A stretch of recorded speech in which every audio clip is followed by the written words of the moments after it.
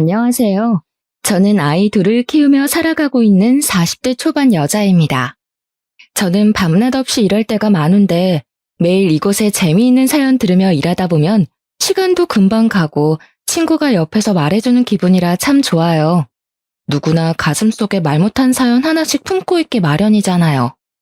얼마 전에 아주 기막힌 일을 겪고 이곳에 사연을 보내면 좋겠다는 생각이 들더라고요. 그래서 이렇게 용기를 내어 사연을 적어봅니다. 저는 지금도 그 일을 생각하면 가슴이 떨리는데요. 거의 1년 만에 전 시모를 마주쳤기 때문이랍니다. 화장실에서 너무나 우연히 마주친 시모가 갑자기 제 앞에서 무릎을 꿇고 사정을 하기 시작하더라고요. 애미야, 내가 정말 미안하다. 내가 이렇게 빌 테니 넓은 마음으로 한 번만 봐주면 안 되겠니? 아무리 그래도 예정이 있잖니. 그렇게 구박을 했는데 우리 사이에 무슨 정이 있어요? 당장 고소할 테니까 법대로 해요. 제발 한 번만 받아오. 내가 이렇게 비마. 내가 그런 큰 돈이 어디 있겠니? 왜 시모가 저에게 이렇게 빌게 된 건지를 이야기하려면 결혼 전부터 이야기를 해봐야 할 것 같아요. 동생이나 친구의 이야기를 듣는다고 생각하시고 편안하게 저의 이야기를 들어주세요. 저는 어린 시절 그리 넉넉한 형편의 가정에서 자라진 않았어요. 부모님도 항상 바쁘게 일을 하셨기에 동생과 집에서 둘이서만 있는 날이 흔했죠. 그래서 은연중에 나중에 아이가 생기면 옆에서 같이 있어주는 엄마가 되고 싶다고 생각을 했던 것 같아요. 저는 일찍부터 격리로 사회생활을 시작했는데 같은 공장에서 생산직으로 일하던 남편을 만나게 되었죠. 2년 정도 공개 아닌 공개 연애를 하다가 자연스럽게 결혼까지 흘러가게 된 것 같아요. 양쪽 집안 모두 비슷한 형편이었기에 딱히 반대는 없었고 친정 부모님도 알아서 잘 살라는 시기셨고요. 하나 걸리는 게 있다면 남편은 홀어머니와 둘만 살고 있었는데요. 남편이 아주 어릴 때 아버지가 돌아가시고 어머니 혼자 시장에서 장사를 하시면서 힘들게 키우셨다고 해요. 그래서 둘이 사이가 아주 좋고 남편도 자기 어머니라면 아주 꿈뻑 죽더라고요. 저는 첫째 아이가 태어날 때까진 같은 공장에서 계속 일을 했다가 아이를 돌봐야 했기에 전업주부로 지내게 되었어요. 사실 20대 초반부터 계속 일을 했어야 해서 집에서 하루 종일 혼자 있으니 처음엔 좋더라고요. 물론 아기를 키우는 게 너무 힘들어서 그런 여유를 즐길 사이는 없었지만요. 남편은 3교대로 일을 다녔기 때문에 육아는 전혀 손도 대지 않았어요. 아이 기저귀 한 번도 갈아준 적이 없답니다. 성격도 좀 가부장적인 면이 크고 워낙 잠잘 시간도 부족한 걸 알기에 웬만하면 제가 다 하려고 노력하며 살았어요. 남편이 밤에 일하게 되면 삼시세끼를 다 차려줬어야 했는데 육아에 집안일까지 너무 힘들더라고요. 매일 고기 반찬은 하나 올라와야지. 또 계란에 햄이야. 하나밖에 없는 남편이 밖에서 돈도 벌어다 오는데 반찬이 이것뿐이야? 나 아기 때문에 잠도 거의 못 자는 거 알잖아. 지금 손목도 너무 아파서 후라이팬도 못 들겠어. 재료 손질할 시간도 없다고. 야, 손목이 삔 것도 아닌데 왜 요리를 못해? 그리고 너 집에서 편하게 놀기만 하면 되는데 왜 손질할 시간이 없냐? 아주 세상 편한가 봐? 맨날 내 핑계만 대면 다야? 남편 밥은 제대로 하고 놀아야 될 거 아니야. 놀긴 뭘 놀아. 애 보는 게 얼마나 힘든지 알아? 당신이 뭘 좀 사다 주던지 아니면 사다 먹던지 아님 공장 일찍 가서 구내식당에서 먹어. 와, 내가 아주 속아서 결혼했네. 연애할 땐 그렇게 여성스러운 척하고 밥도 잘할 것 같더니만 내가 아주 생백수를 집에 들였네. 아우씨. 남편은 숟가락을 바닥에 확 내던져버리고 밖으로 나가버렸어요. 임신했을 때도 제가 먹고 싶다는 게 있어도 많이 사주지도 않았어요. 자기가 들어봐서 싼 거만 사주고 멜론같이 비싼 건 못 들은 척하고 말곤 했죠. 그리고 남편은 엄청 짠돌이더라고요. 연애할 때도 돈 아깝다고 커피숍은 절대 안 가고 어차피 소화되면 다 똑같다면서 매일 돈가스나 국밥 같은 메뉴만 먹었어요. 돈 펑펑 쓰는 남자보단 아끼는 남자가 나을 것 같다는 생각으로 결혼했는데요. 같이 사는 게 아니니까 이 정도일지는 몰랐어요.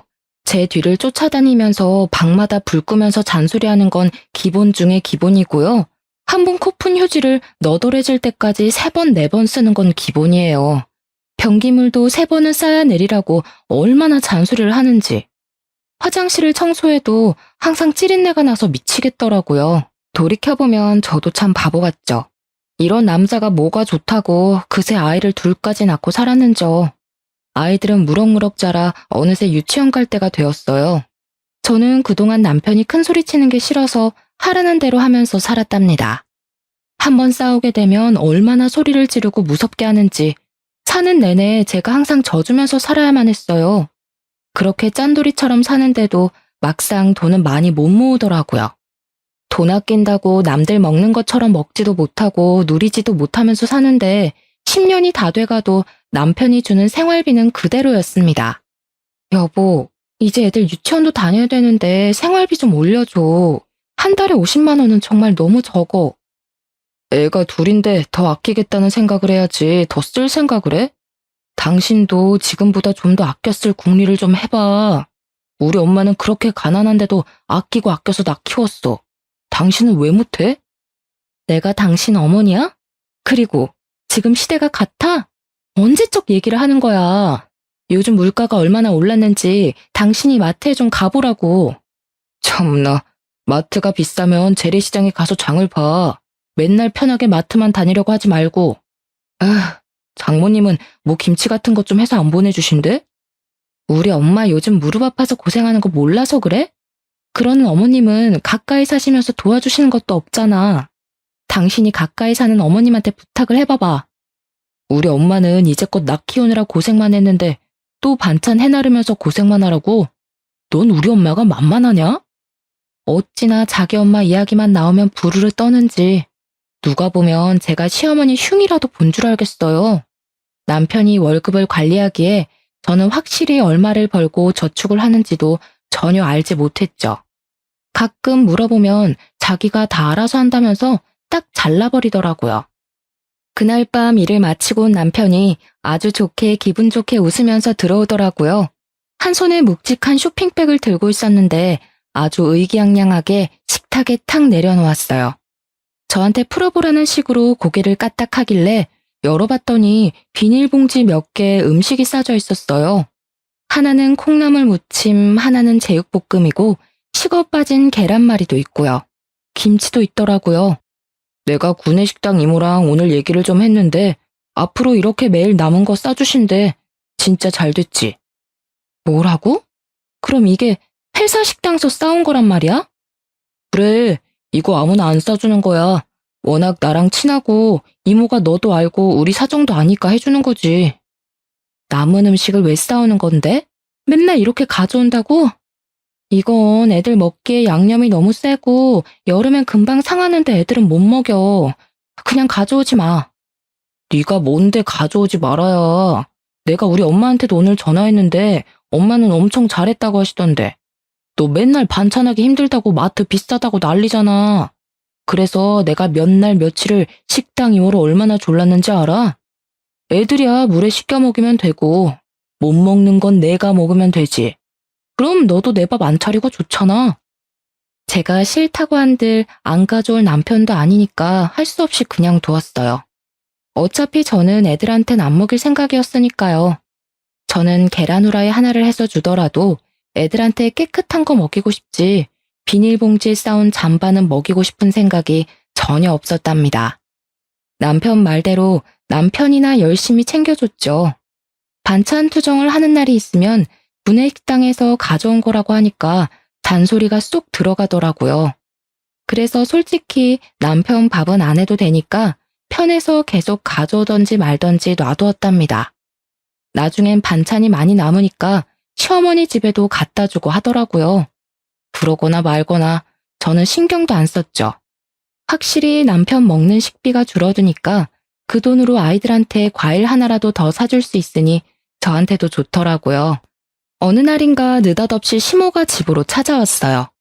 시모는 같은 동네에 사는데 항상 일하러 다니고 모임하고 다닌다면서 엄청 바쁘더라고요. 집에는 잘 찾아오지 않지만 한 번씩 오면 얼마나 속을 뒤집어 놓는지. 차라리 자주 연락을 안 하는 게 그나마 다행이었어요. 시모가 심술궂은 얼굴로 저를 딱 째려보면서 집으로 들어오는데 겁이 덜컥 났죠. 너는 집에만 있는 애가 어떻게 안부 전화를 한 번 안 하니? 내가 이렇게 찾아와야겠어? 어머니 워낙 바쁘게 지내시니까 방해될까봐 그랬죠. 죄송해요. 근데 어쩐 일이세요? 내가 뭐 못 올 때 왔니? 우리 손주들 얼굴들 좀 보고 집안 꼴 잘 돌아가나 한번 보려고 왔다. 우리 아들이 얼마나 하소연을 하는지 아니? 넌 이제 우리 아들 밥도 안 차린다면서? 이제 청소도 안 해? 집이 왜 이렇게 난장판이야? 애들이 있으니까 치워도 장난감이 계속 나오네요. 이해 좀 해주세요. 시모는 못마땅한 얼굴로 소파에 앉더라고요. 얼마 지나지 않아 남편도 퇴근하고 돌아왔죠. 알고 보니 둘이 미리 연락을 하고 시모가 집에 온 거였더군요. 오늘 식당에서 엄청 맛있는 거 나와서 따뜻할 때 같이 먹으려고 내가 엄마 불렀지. 무려 소불고기가 나왔다니까.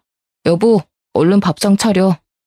둘이 얼마나 맛있다면서 개걸스레 먹는지 보고 있던 제 입맛이 달아나더라고요. 보기 싫어서 TV를 보는 척 거실로 나왔답니다. 남편이 씻으려고 욕실로 들어가자 시모가 등에 대고 소리치더라고요. 욕조막에 끼우고 욕조에 들어가서 샤워해. 그물 버리지 말고. 알았어? 시모가 뭘 하려는지 영문을 모르겠더라고요. 남편이 다 씻고 나오니까 시모가 말하는 게 가관이었어요. 아까 보니까 빨래할 거 많던데. 그 욕조물을 받아다가 세탁기 돌려라. 그럼 물도 절약되고 얼마나 좋니? 난 요즘 항상 그렇게 한다. 네? 씻고 나온 물로 세탁기에 넣으라고요? 어머니, 그렇게 하면 너무 더럽잖아요. 더럽긴 뭐가 더러워? 그리고 어차피 헹구기 전에 물 다 내려가고 새물로 바뀌는데 뭐가 문제니? 내가 다 생각해보고 하는 거니까 잔말 말고 그렇게 해라. 넌 어쩜 아낄 줄을 모르니? 그러다 언제 돈 모을래? 나이 많은 어른이 삶의 지혜를 알려주면 네, 알겠습니다 하고 따를 것이지. 하여튼 말이 많아. 오, 엄마, 그거 진짜 좋은 생각이네. 역시 우리 엄만 똑똑하다니깐. 남편이 신나서 욕조물을 퍼다가 세탁기에 붓더라고요. 저는 보기만 해도 역겨워서 토악질이 나올 것 같았어요. 물을 아끼면 얼마나 아낀다고 저런 짓을 하고 있는지 두 모자가 이해가 안 되더라고요. 빨래가 다 되고 나서 저에게 갖다 놓으려고 빨랫감을 주는데 손도 대기 싫더라고요. 결국 혀를 차던 남편이 스스로 빨래를 널었습니다. 그런 남편을 시모가 곱게 볼 리가 있겠습니까? 넌 뭐 얼마나 깨끗하다고 호들갑이니? 우리 아들이 퇴근하고 세탁기까지 돌리고 빨래도 돌렸으면 감사합니다 서방님 하고 얼른 놀아야지. 하여튼간 마음에 드는 구석이 하나도 없다. 그리고 앞으로 아들이 저녁에 씻고 나오면 목욕물은 항상 재사용하거라. 세탁할 게 없으면 그 물로 애들을 씻기던가 너 씻던가 하라고. 알겠니? 제가 대꾸를 안 하니까 시모가 저를 째려보는 게 느껴졌어요. 본인 아들은 깨끗한 물에 샤워시키고 저와 제 자식들은 더러운 물로 샤워해도 된다는 말이잖아요. 절대 그렇게 할 생각이 없었기에 싫다고 말하려 했지만 제가 왜 그렇게 해야 돼요? 라는 한마디에 2절, 3절, 아니 10절도 가능한 시어머니였기에 그냥 알겠다고 대충 말하고 넘어갔습니다. 꽤 늦은 시간이었어요. 이제는 좀 가실 줄 알았는데 안 가고 소파에 가만히 앉아 있더라고요. 딱 봐도 뭔가 할 얘기가 있는 것 같았죠. 애미야, 내가 다음 달에 개모임에서 여행을 간다는데 지금 다 예약을 해야 한단다. 80만 원이라는데 네가 좀 여행사에 이체 좀 해라. 네? 80만 원이요? 아, 저희 생활비도 모자라서 매달 간신히 살아요. 당장 그렇게 여윳돈은 없어요. 그리고 저도 생활비 받아서 쓰는걸요. 아니 남편이 몇 년을 일했는데 모아둔 돈이 100만 원도 없어. 너는 도대체 살림을 어떻게 하는 거니? 네가 해프게 쓰니까 없는 거 아니니? 이 사람이 월급 얼마 받았는지도 말 안 해줘요. 여보, 말 나온 김에 통장 좀 보여줘봐. 확인 좀 해보게. 내가 본 돈을 네가 왜 확인을 해? 됐어. 엄마, 내가 돈 보내줄게. 걱정 마. 그거야 나한테 바로 전화해서 말하지. 뭐하러 지금 말해. 그래도 내가 생각이 있는 CM인데 며느리도 같이 있을 때 말을 해야지. 안 그러니? 여기 계좌번호니까 내일까지 보내고 나한테 전화해라. 난 간다. 한 달 생활비가 넘는 돈을 시모한테 준다니 너무 열불이 나더라고요. 남편은 태평하게 배를 두드리며 텔레비전을 보고 있는데 얼마나 화가 나는지요. 저는 마음을 먹고 남편 통장을 확인해 보기로 했어요. 어차피 핸드폰으로는 다 잠가놔서 볼 수도 없었거든요. 남편이 일하러 나간 어느 날 방안을 다 뒤져서 통장을 찾았죠. 저한테 꽁꽁 감추느라 서류 봉투 안에 넣어 교묘하게 숨겨놨더라고요. 서류 봉투 안에는 무려 10개가 넘는 통장들이 있었어요. 저는 적금이라도 되나 기대를 하고 열어봤는데 보니까 이미 다 사용한 통장을 모아둔 거였어요. 저는 날짜별로 통장들을 꼼꼼하게 살펴봤어요. 남편의 월급과 그동안 사용했던 내역을 다 볼 수 있었죠. 저는 너무 충격을 받았어요.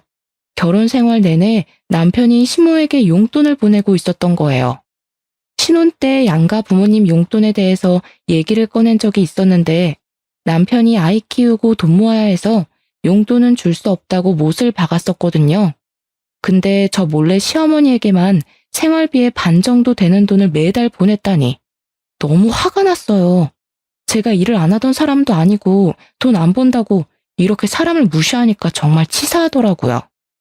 저는 남편이 오자마자 남편 눈앞에 통장들을 던져버렸죠. 아, 미쳤어? 이게 뭐 하는 짓이야? 뭐야, 너 지금 내 방 뒤져서 통장 찾아낸 거야? 참나, 남의 물건 손대는 거 범죄다. 알긴 아냐? 범죄 같은 소리 하고 있네.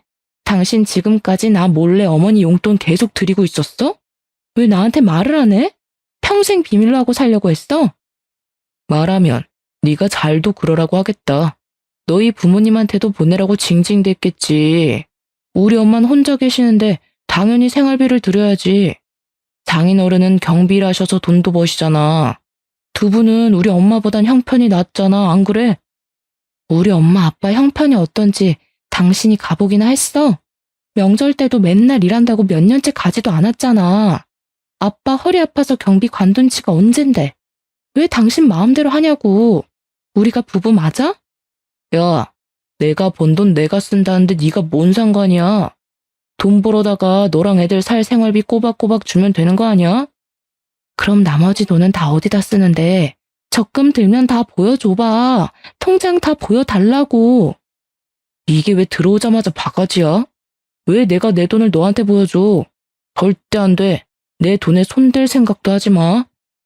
남편은 화를 내면서 다시 밖으로 나가버렸어요. 그동안 저는 남편이 주는 돈으로 최대한 아껴 쓰면서 살림을 하려고 노력해왔어요. 그러다 보면 우리도 아파트로 이사도 가고 남부럽지 않게 살 수 있을 거란 희망 하나 가지고 말이죠.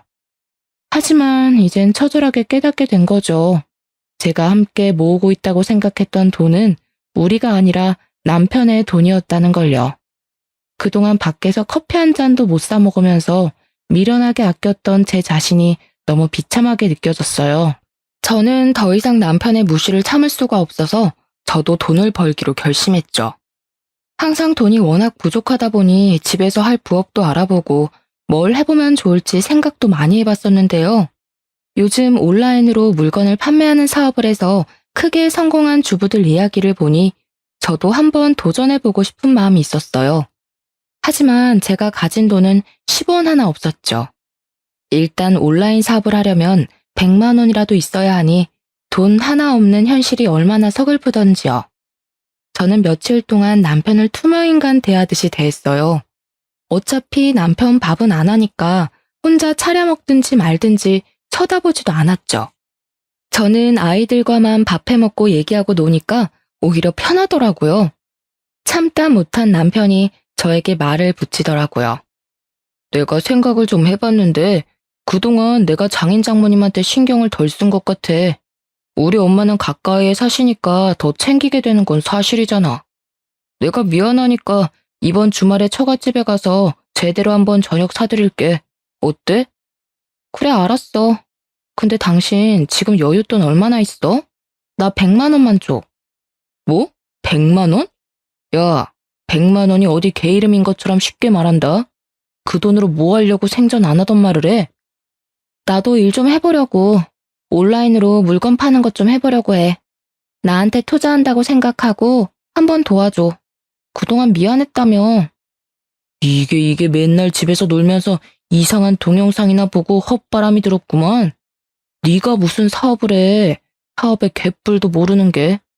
개나 소나 사업해서 돈 벌고 성공했다니까. 너도 하면 될 것 같아? 꿈 깨셔. 귀한 100만 원 털어먹지 말고 얌전히 애들이나 키워. 그게 돈 버는 거야. 남편이 먼저 숙이고 들어오길래 한번 말해본 거였는데 역시나 매몰차게 무시하고 거절했죠. 저는 어떻게든 돈을 벌어서 사업 자금을 모으기로 결심했어요.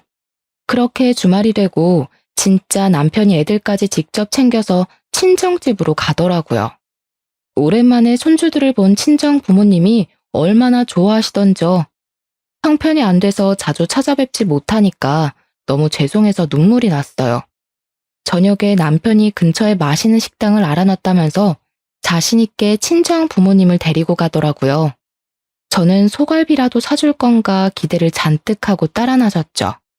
남편이 의기양양한 표정으로 멈춰선 곳은 한 명당 10,000원짜리 고기 뷔페였답니다. 식당을 본 부모님의 당황한 표정을 보니 제가 너무 민망해졌어요. 더군다나 이 식당은 동네 사람들에게는 고기가 별로라고 소문난 곳이었거든요. 저는 남편에게 조용히 다가가서 속삭였죠. 여보, 여기는 별로 맛없는 데야. 나도 예전에 와봤어. 우리 다른 데 가자. 무슨 소리야. 내가 찾아보니까 다 맛있다던데. 너도 최근에 먹어본 것도 아니잖아. 빨리 들어와. 그런 저희의 모습을 보던 엄마가 먼저 식당 안으로 들어가시더라고요. 남편도 싱글벙글하며 들어가는 걸 보니 부모님 앞이라 화도 못 내겠고 미치겠더라고요. 역시나 고기는 맛이 없었는데 공짜라면 양잿물까지 마실 남편은 쩝쩝거리며 엄청 맛있게 먹더라고요. 부모님도 조금 드시다 된장찌개에 밥을 말아 드시고 있는데 너무 죄송한 마음에 눈물이 다 났어요. 부모님을 모셔다 드리고 집에 오는 내내 차 안에서 눈물을 참느라 힘들었죠. 그런 저와는 반대로 남편은 아주 신나 보이더라고요. 너는 남편 잘 만나서 호강하는 거야. 오늘 나 덕분에 장인 장모님 아주 맛있게 드시는 거 봤지? 잘 먹긴 뭘 잘 먹어. 당신이나 맛있게 먹었지. 차라리 돼지갈비집이라도 가는 게 낫지 10,000원짜리 뷔페가 뭐야? 부모님 보기에 민망해서 혼났어. 뭐?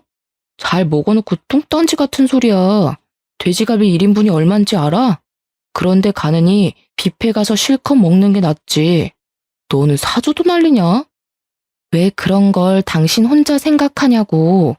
호강? 당신이 그렇게 말할 자격 있어? 내가 생활비 아껴갈 때마다 시어머니 용돈 주고 있었으면서 1인당 10,000원 하는 뷔페 한번 데려다 준 걸로 호강하는 거라고?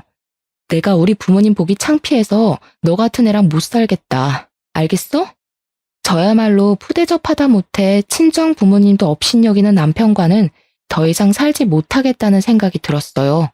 그렇다고 애들한테 살가운 아버지도 아니고 제가 혼자 다 키웠기 때문에 애들은 아빠와 정도 잘 없거든요. 왜 내가 이 남자 집에서 가정부처럼 살고 있어야 하나요? 제가 스스로 돈 벌어서 우리 부모님께 소갈비도 부담 없이 사드리고 애들한테도 마트에서 가격표 안 보고 먹고 싶은 것 다 사줘야겠다고 결심했죠. 집 근처에 큰 마트가 있었는데 가끔 아르바이트를 구하더라고요. 근데 아이들 유치원에 가 있는 시간과 일하는 시간이 딱 맞아서 언제 구인 공고가 날까 기다리고 있었어요. 드디어 사람을 구한다고 해서 얼른 가서 면접을 봤답니다. 바로 다음 주부터 일하게 되었는데 드디어 내 힘으로 돈을 벌 수 있다고 생각하니까 너무 신이 났죠. 저는 남편에게도 바로 통보를 했는데 반응이 뜻밖이더라고요. 그거 몇 시간 해서 꼴랑 얼마나 번다고 그래. 집에서 살림이나 하고 애들 돌보는 게 돈 버는 거라고 몇 번이나 말해. 애들 유치원 갔다 오는 시간 사이에 하는 거라 충분히 할 수 있어. 꼭 할 거니까 말리지 마. 오랜만에 일을 하니까 일주일 정도는 적응하느라 너무 힘들었는데요. 시간이 지날수록 같이 일하는 분들도 잘한다고 칭찬해 주시니까 점점 일이 재미있어지더라고요. 매일 집에서 애들이랑 지지고 볶다가 사회 활동을 하니 몸은 힘들지만 생활 자체가 활기차게 변했답니다. 그렇게 한 달을 일하고 월급을 처음 받았는데 진짜 눈물이 나더라고요. 아이들이 그렇게 갖고 싶다고 노래를 부르던 장난감도 사주고 친정 부모님께도 얼마 안 되지만 용돈도 보내드렸어요. 이제야 사람 사는 것 같더라고요. 그렇게 몇 달을 돈을 모아 온라인 사업을 해볼 돈도 차곡차곡 모으고 있는 중이었죠. 그날도 마트에서 채소들을 정리하고 택을 붙이는 작업을 하고 있었어요. 입구에서부터 떠들썩한 소리가 나더니 아줌마들 대여섯 명이 들어오더라고요. 얼마나 시끄럽게 웃고 떠들던지 다른 사람들이 다 쳐다볼 정도였어요. 그런데 그 중에 시모가 있더라고요. 옷도 아주 화려하게 입어서 누가 보면 부잣집 사모님인 줄 알겠더라니까요. 항상 무슨 모임을 다닌다고 바쁘더니 저렇게 신나게 살았구나 싶었죠. 그래도 시모니까 인사를 해야겠다는 생각에 시모를 향해 눈을 계속 마주쳤어요.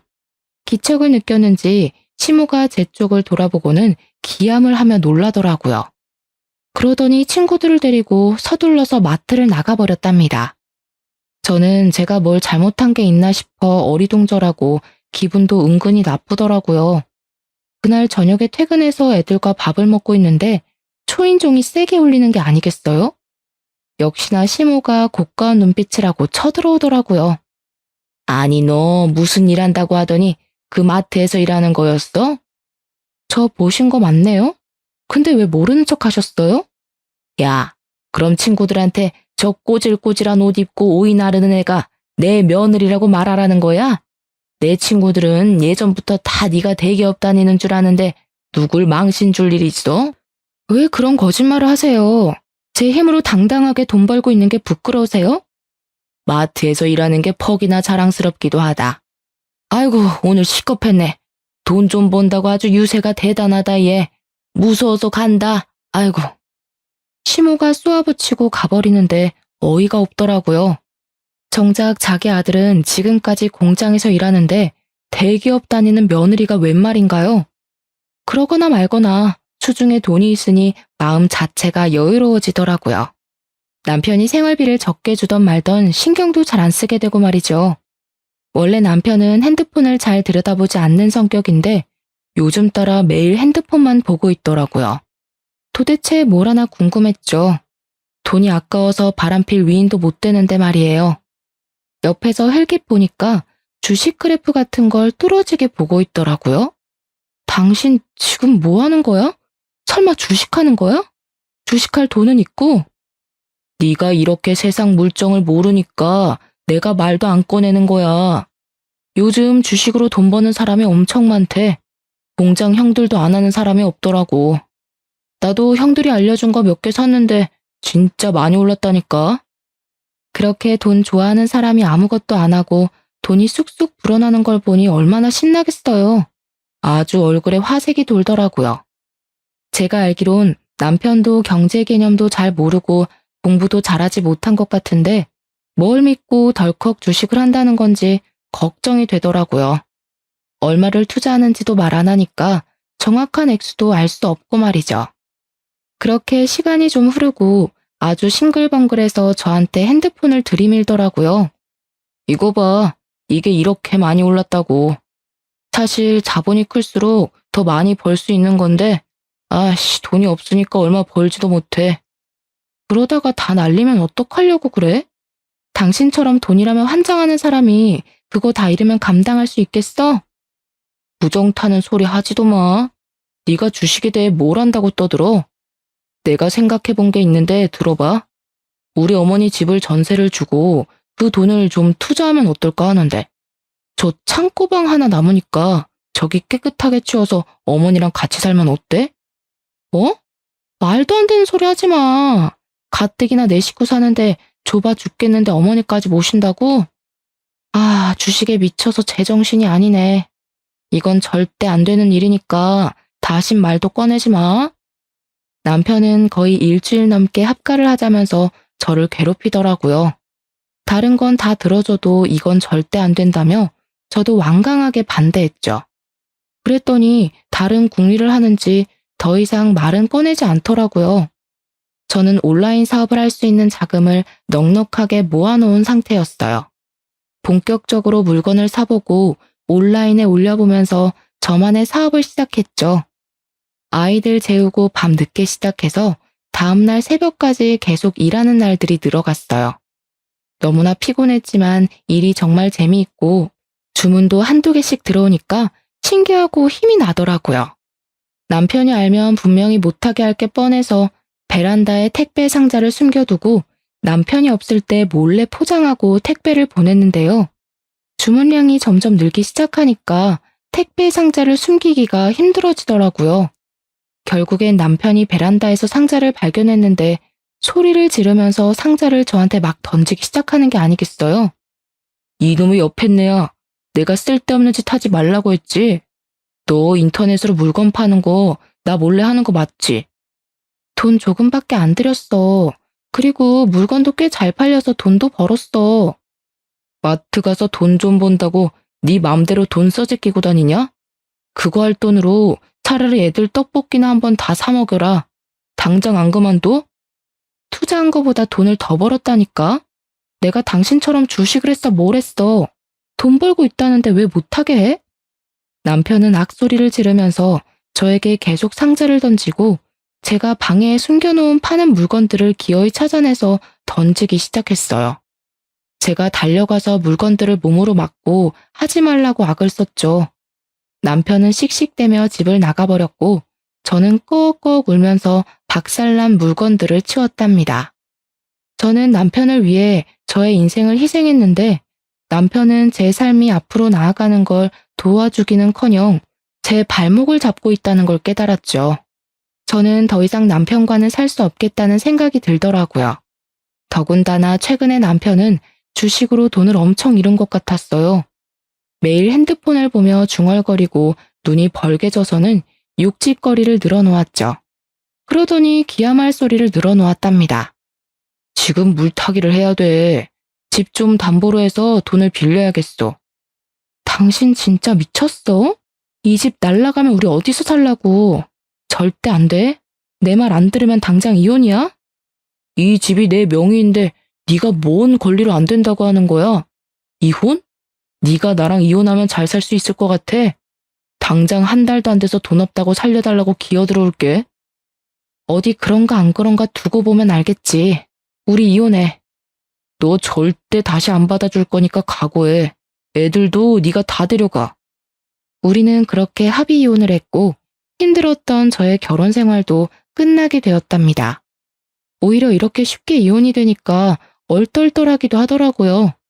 저는 친권과 양육권 모두 갖고 아이들과 친정 부모님 댁으로 들어갔죠. 친정 부모님도 걱정은 되셨겠지만 전 남편이 지금껏 저에게 어떻게 했는지 아셨기에 저를 이해하고 도와주시려고 하셨어요.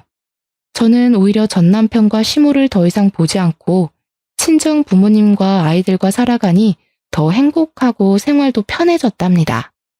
저는 친정 부모님이 사시는 동네에 있는 다른 마트에서 일하면서 온라인 사업에도 더욱 집중했는데요. 한번 잘 팔리기 시작하니까 판매량이 기하급수적으로 늘기 시작했어요. 6개월 만에 저는 1년치 연봉 정도까지 볼 수 있었답니다. 저도 놀라고 지켜보시던 친정 부모님도 엄청 놀라셨죠. 저는 완전히 온라인 사업에만 매진했고 1년 만에 매달 월 2천만 원까지 벌 수 있었답니다. 온라인에서 만난 저와 비슷한 나이대의 사업가들을 만나는 모임에서 지인들도 많이 사귈 수 있었는데요. 지인들이 많이 도와줘서 사업도 더 발전할 수 있었고 외모적으로도 많이 달라질 수 있었죠. 돈을 많이 버니 확실히 마음의 여유가 달라지고 씀씀이도 달라지더라고요. 저는 서울의 친정 부모님과 아이들과 함께 살아도 넉넉한 큰 아파트도 매매할 수 있었답니다. 여유로워진 생활 덕에 집에서는 웃음이 끊이지 않았죠. 어느 날 저녁, 저는 한 달에 한 번 열리는 사업가 행사가 있어서 자주 가던 호텔에 지인들과 함께 갔죠. 그 호텔 레스토랑에서 친구들을 자주 만나서 이미 VVIP였는데 이번 행사는 이 호텔의 사장이 주최하는 거라 연회장에서 크게 열렸답니다. 저는 연회장에 들어가기 전에 화장실에서 화장을 고치고 있었어요.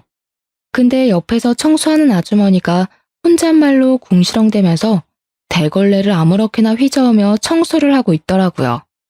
좀 거슬렸지만 계속 거울을 보고 있는데 그때 거울 안에서 고개를 올린 청소 아주머니와 눈이 마주쳤죠. 저는 깜짝 놀라서 뒤를 돌아봤어요. 바로 전 시모였거든요. 시모도 놀라서 저를 쳐다보다가 위아래로 저를 계속 훑어보더라고요. 어머, 이게 누구야? 네가 이렇게 비싼 호텔엔 어떻게 왔대? 보나마나 나처럼 일하러 온 거겠지. 여기 오늘 무슨 파티가 있다던데 거기서 일하는 거니? 근데 왜 이렇게 옷을 차려입었어? 보아하니 이혼하고 아주 막 사는 모양이네. 말 가려 해요.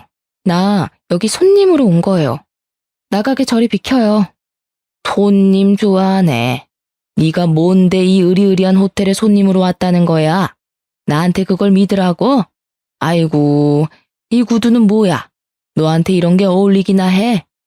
그때였어요. 시모가 대걸레로 제 구두를 마구 문질러대는 게 아니겠어요?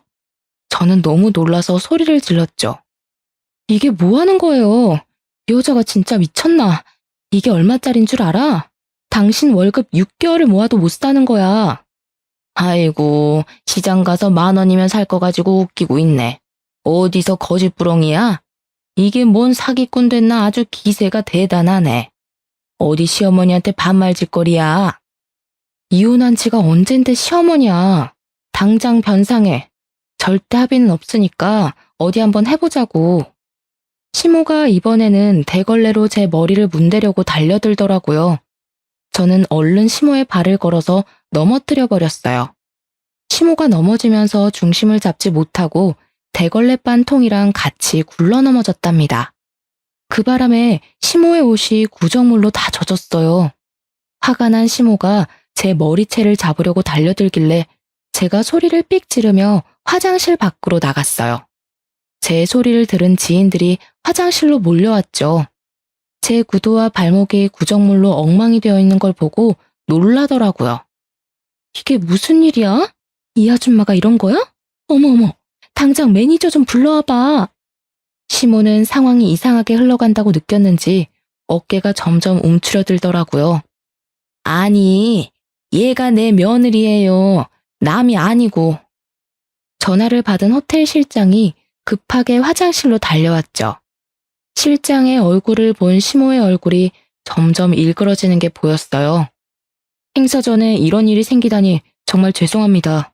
아줌마, 이게 무슨 짓이에요? 이분이 누군지 알고 이런 짓을 한 거예요. 우리 호텔 VVIP이신 분한테 도대체 뭐라고요? 아니, 사실 얘가 내 며느리라서.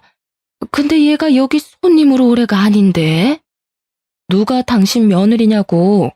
실장님, 이 여자한테 제 구두 변상하게 진행해주세요. 호텔 직원이 한 거니까 이 호텔도 책임 문제에서 자유롭지 않을 거예요. 그리고 당신은 내가 모욕죄로 추가 고소할 거니까 기대하고 있어. 정말 죄송합니다. 제가 최선을 다해서 문제 해결하도록 노력하겠습니다. 아줌마, 뭘 멀거니 서 있어요. 얼른 구두 닦아드려요. 시모가 얼굴이 하얘져서 손을 부들부들 떨면서 제 앞에 쪼그려 앉았어요. 그러고는 제 구두를 닦기 시작했죠.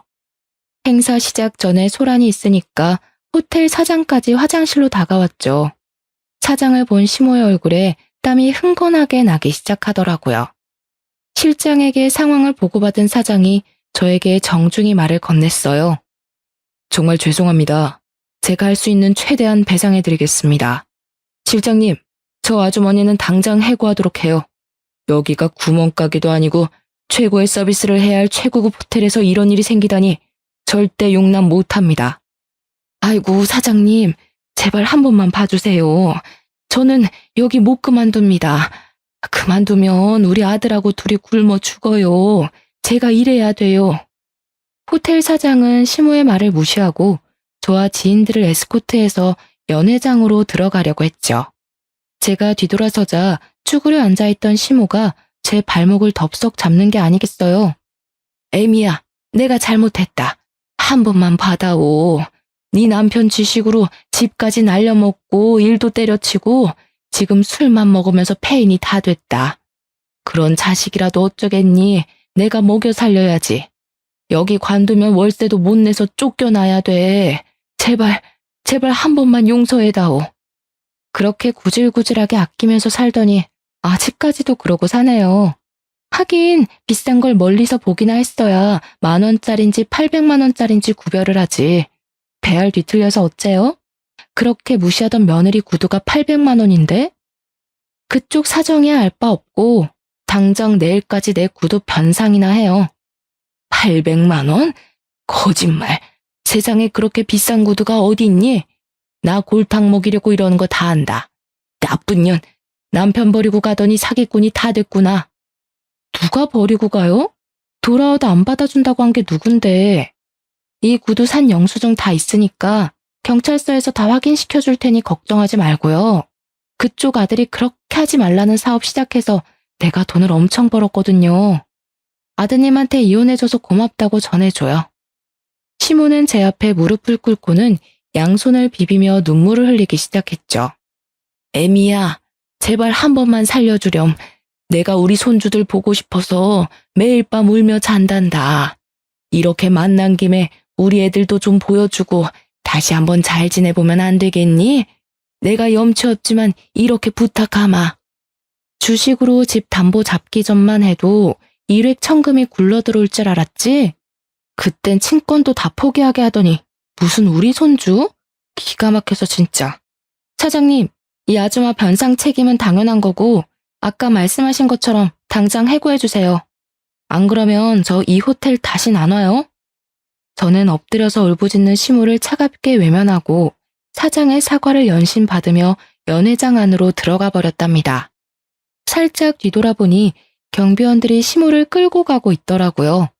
시모는 질질 끌려가면서도 계속 저를 부르며 소리쳤죠. 저는 다시는 시모 얼굴을 보고 싶지 않았기 때문에 모든 일을 변호사에게 일임해버렸어요. 저는 수월하게 구두 배상 비용은 물론이고 모욕죄로 합의금까지 청구해서 받을 수 있었죠. 시모가 변호사에게 한 번만 봐달라고 사정을 했다고 했지만 저는 절대 사정 봐주지 말고 법대로 하라고 못 박았답니다. 그 후로도 그 호텔에 자주 갔지만 더 이상 시모는 볼 수 없었어요.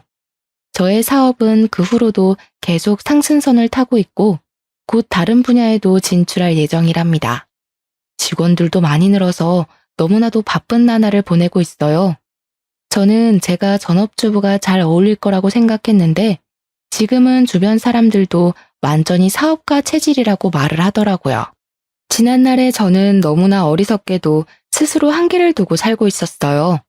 저도 소중한 사람이고 무궁한 가능성이 있었는데 제가 아닌 전 남편이나 아이들에게서만 그 가능성을 찾으려고 했던 것 같아요. 제 일을 하면서 더 나은 저 스스로의 미래를 꿈꾸는 지금이 정말 행복합니다.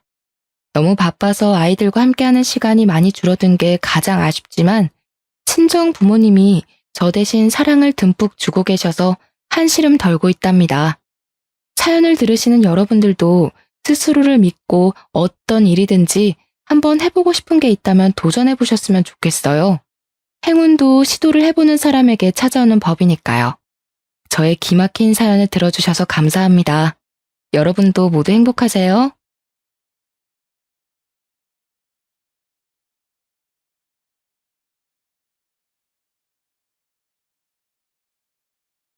안녕하세요. 저는 30대 후반의 여성입니다. 여러분들의 삶은 계획한 대로 잘 흘러가고 있나요?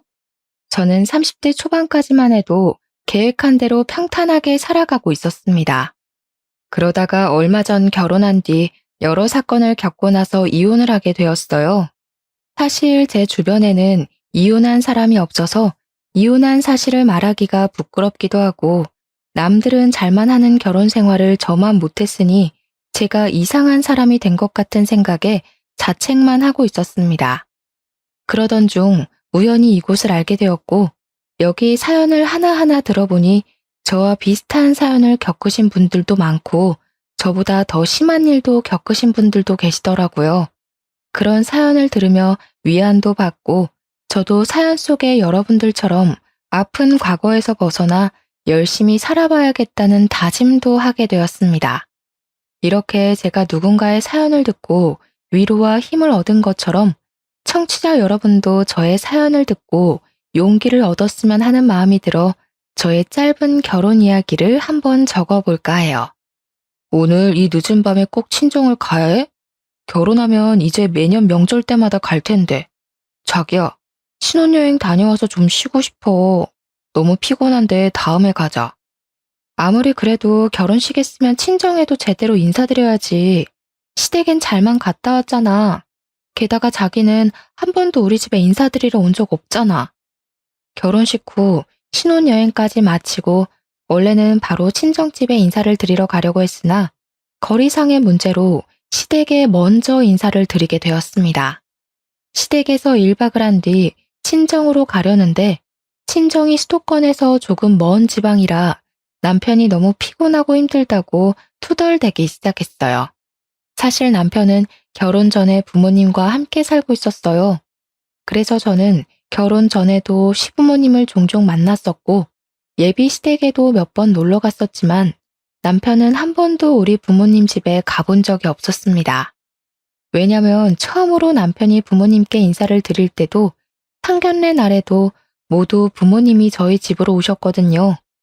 우리 집에 한 번도 갈 생각이 없는 남편에게 섭섭한 마음이 들기도 했지만 그래도 그 당시에는 제가 남편에게 콩깍지가 제대로 씌워져 있어서 남편의 불편한 마음이 더 크게 느껴졌습니다.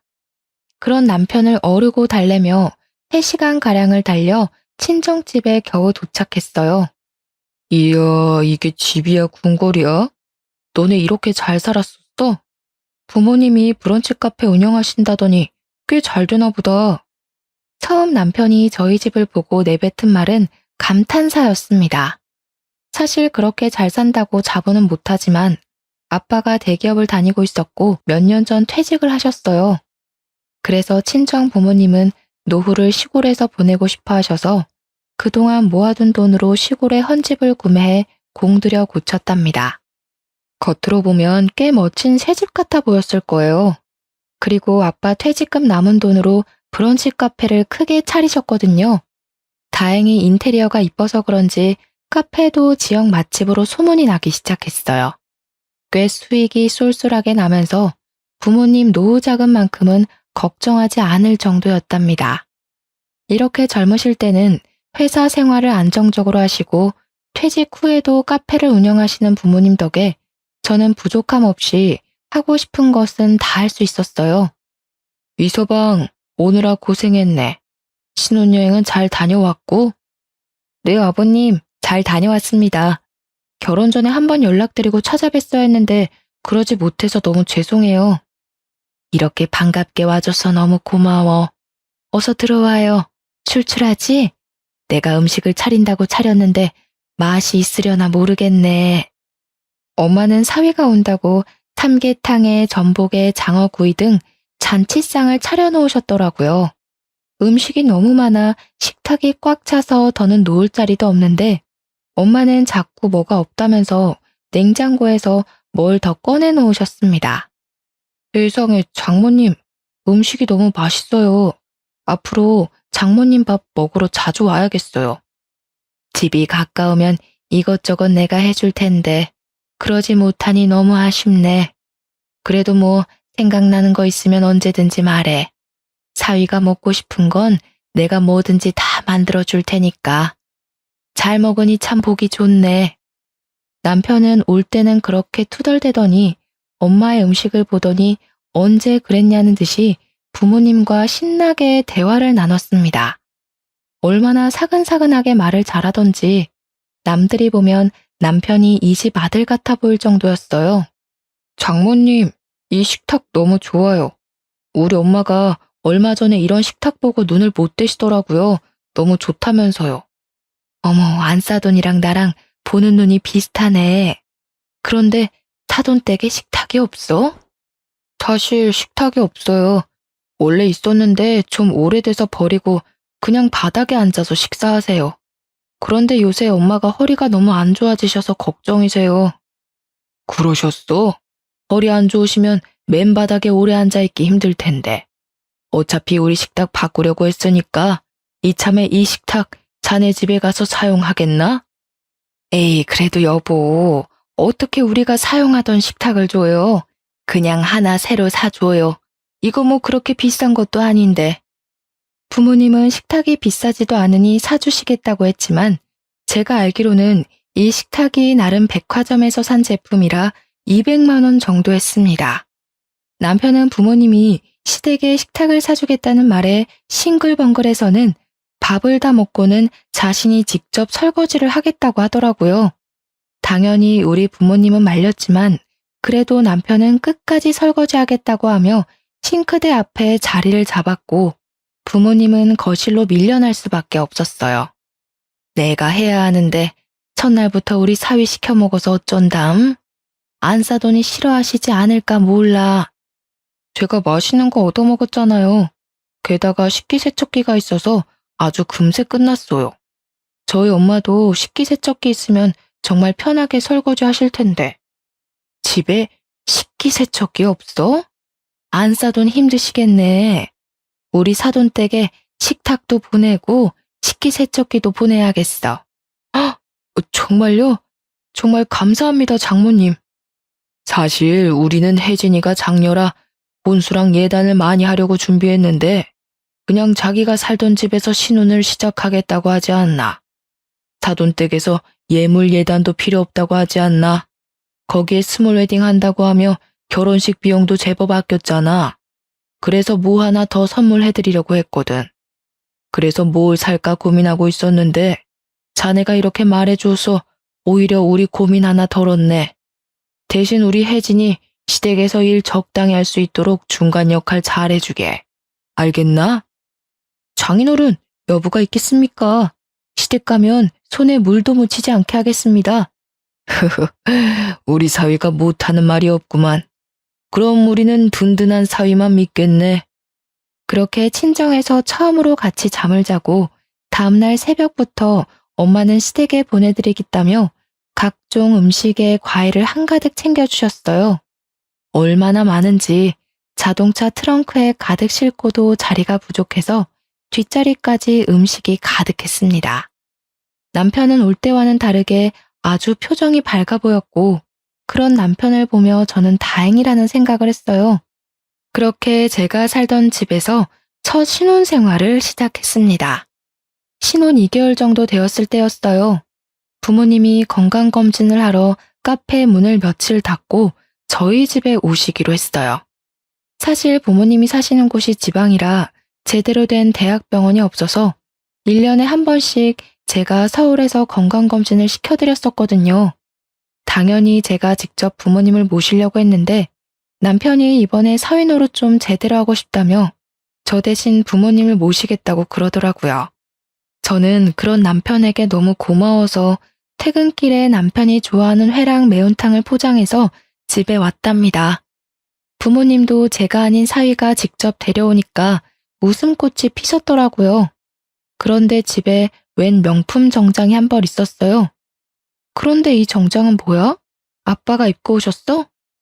내가 이서방 한 벌 사줬다.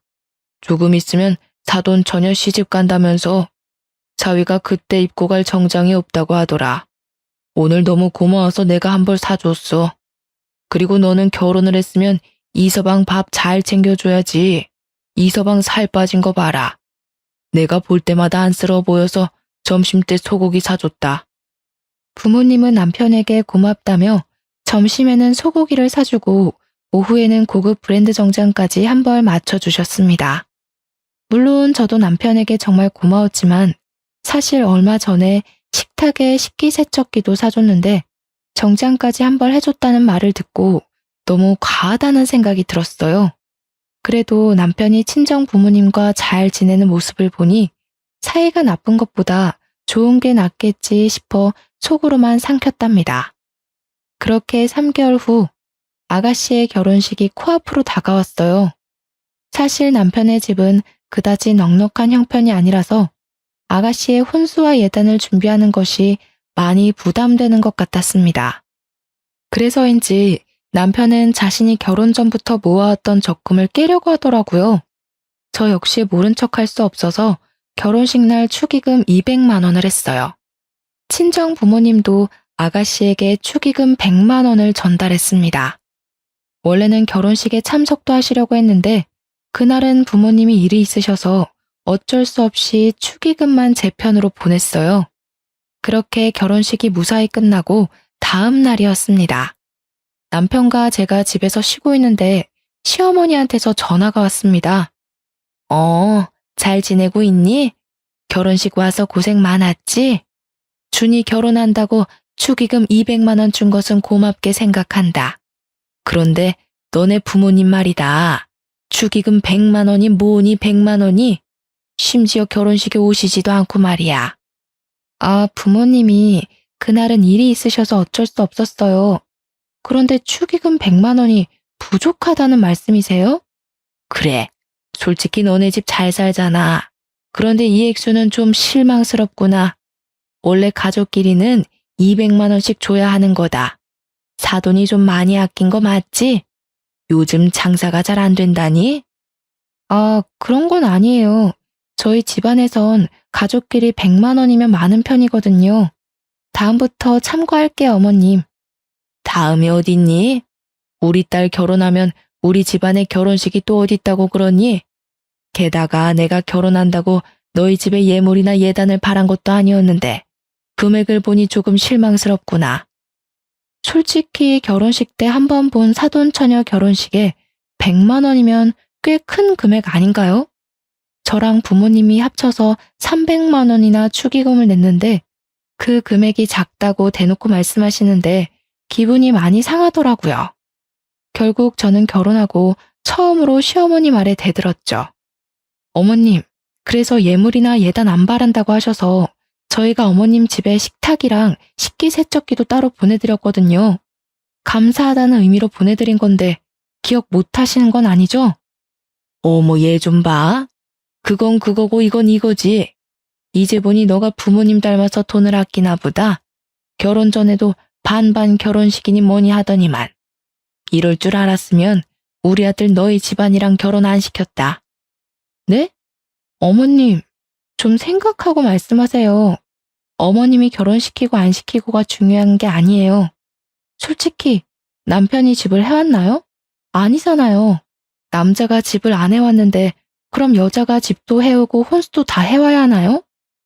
너 따박따박 말대꾸 하는 거 보니까 우리 아들이 아주 잡혀 살겠구나.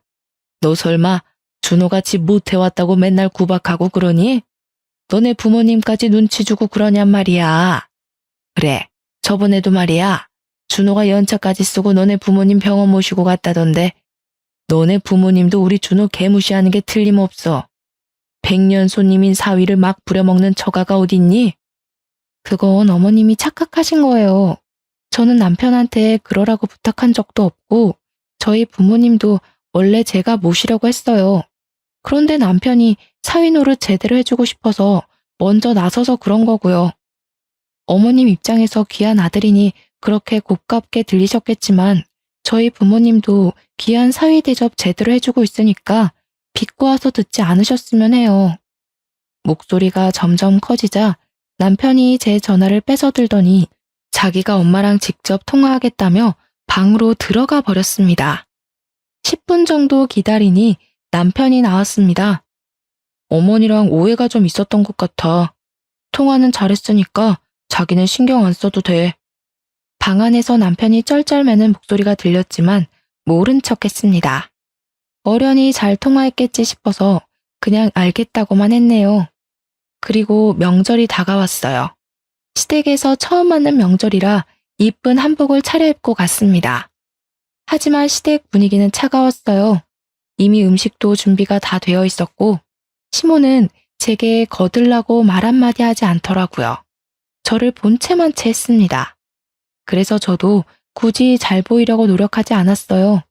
솔직히 제가 잘못한 건 없으니까요. 남편이 중간에서 눈치를 보는 게 느껴졌지만 그렇다고 직접 나서서 분위기를 화해시키려는 노력 따위는 하지 않았습니다. 분명 시댁에서 중간 역할을 잘하겠다고 떵떵거려 놓고 실상은 시모 앞에서 한마디도 못하는 바보였습니다. 그러다 하루는 제 여동생의 결혼식 날이 다가오고 있었습니다. 솔직히 축의금으로 치사하게 굴기 싫어서 남편에게도 시부모에게도 얼마 넣냐는 말을 일절하지 않았습니다. 그냥 눈치껏 제대로 넣었겠거니 싶었죠. 저희 부모님한테 100만 원이 작다고 난리치던 시모였는데 그들이 어련히 알아서 넣었을까 싶어 신경 쓰지 않았습니다. 그런데 제가 너무 얕잡아 본 거죠. 신혼여행을 갔다 온 여동생이 면세점에서 산 선물을 가져다 줄 겸 인사하러 왔었어요. 남편은 그날 야근이 있는 바람에 여동생을 만나지 못했어요. 이런저런 얘기를 하다가 축의금 얘기가 나왔어요. 여동생이 쭈뼛쭈뼛대더니 저희 남편에겐 절대 비밀로 하라며 말해주더군요. 언니, 형부한테 절대 말하진 말고 언니만 알아도. 사실 형부가 축의금으로 5만 원을 넣었더라고. 알고 있었어? 뭐? 5만 원? 다른 사람이랑 헷갈린 거 아니야? 나도 그런 줄 알았는데 언니 시댁도 전부 인당 5만 원씩 넣었더라고. 요즘 식대비가 5만 원이 넘어가서 조금 실망하긴 했는데 뭐 돈 바라고 결혼한 건 아니니까 남편이랑 나랑 신경 안 쓰기로 했어. 아, 내가 괜히 말했나 봐. 언니 신경 쓰지 마. 솔직히 요새 친구 결혼식에도 축의금 10만 원은 내지 않나요? 요즘 식대비가 5만 원이 넘어가잖아요. 돈의 액수보다는 사람 성의가 더 중요하다지만 그래도 내 남편과 내 시댁이 그랬다는 게 너무 서운하고 자존심이 상했습니다. 게다가 얼마 전 축의금 300만 원으로도 작다고 난리친 그 시댁이 맞나 싶었어요. 여동생의 말을 도저히 믿지 못해서 10시에 야근을 마치고 남편에게 물었습니다. 당신 현지 결혼식 날 축의금 얼마 했어? 설마 5만 원 넣은 건 아니지? 여보, 나 너무 피곤하다. 밤늦게 일하고 온 사람한테 왜 바가지를 긁으실까? 지금 좀 씻고 싶은데 비켜줄래? 피하려고 하지 마. 사실대로 말하면 비켜줄게. 진짜 5만 원 넣은 거 맞아? 아이 참. 그래, 5만 원 넣었다 왜? 처제가 너무 작다고 그러디? 처제도 그렇게 안 봤는데 사람을 돈으로 보나 봐? 정성이 중요한 거지. 결혼식 날 내가 안 간 것도 아니고 직접 가서 축하해줬으면 됐지. 인생은 돈이 전부가 아니야. 미쳤어? 진짜로 5만 원을 넣었다고? 그럼 어머님도 아버님도 다 5만 원 넣었다는 게 진짜란 거네? 와, 당신 그거 내로남불이야, 알아? 저번에 우리 부모님이 축의금 100만 원 넣고 어머님한테 욕먹은 거 다 알면서도 그런 짓을 해? 당신은 친정이 만만하니? 뭘 만만하다고 그러냐? 너네 집은 잘 살고 우리 집은 돈도 없어서 아직 빌라 사는데 잘 사는 집안이 베푸는 게 맞지. 어차피 처제도 시집 잘 가서 유명한 호텔에서 결혼식 하더만. 우리 집이 축의금 얼마나 하는 게 뭐가 중요한가? 시집 장가 가서 잘 사는 게 중요하지. 참 저도 시댁 사연을 즐겨 듣는데 제가 직접 당할 줄은 몰랐네요. 요즘 축의금 같은 건 준 만큼 돌려받지 않나요? 남편의 당당함에 할 말을 잃을 정도였어요. 친정과 시댁의 경제적 차이를 이유로 축의금도 딱 식대비만큼만 냈다는 게 여러분들은 이해가 가시나요? 친정 부모님 앞에선 뭐 없다, 뭐 필요하다 잘만 이야기하던 남편이 제게 돈이 중요한 게 아니라고 마음이 중요한 거라면서 가르치듯 이야기하는데 코를 한 대 쥐어받고 싶더라니까요. 결혼한 지 이제 1년이 넘어가는데 벌써부터 결혼에 대해 회의감이 들기 시작했습니다. 어쨌든 남편이 5만 원 낸 게 맞다고 인정했으니 시부모님도 그 정도 냈을 것 같아서 시댁에 전화해서 따지지는 않았어요. 남편보다 더하면 더했지 덜하진 않을 거라 생각했거든요. 그렇게 시어머니 생신이 다가왔습니다. 며느리가 되면 시어머니 생신이 부담스러운 건 사실이잖아요. 왠지 제대로 대접해드려야 될 것 같고 대충 하면 욕먹을 것 같아서 긴장을 많이 했답니다. 그런데 남편이 이런 말을 꺼내더라고요. 우리 엄마는 미역국 별로 안 좋아해. 여보가 그렇게 긴장할 필요 없어. 집에서 요리하고 치우면 그게 더 일이잖아. 엄마도 집에서 먹는 것보다 외식하는 걸 더 좋아하실걸? 그래도 며느리들이고 첫 생신인데 아무것도 안 하면 또 뭐라 하실 것 같은데 괜찮을까? 내 말대로 해. 내가 엄마랑 같이 산 지가 몇 년인데 내가 매년 엄마 생신 때 미역국 해주려고 해도 엄마는 외식 한번 해주는 게 더 낫다고 그러셨어. 여보도 괜히 힘들게 집에서 요리하지 말고 그냥 소고기 사드리게 음식점만 미리 예약하자. 남편의 말을 듣고 유명한 소고기집을 예약했답니다.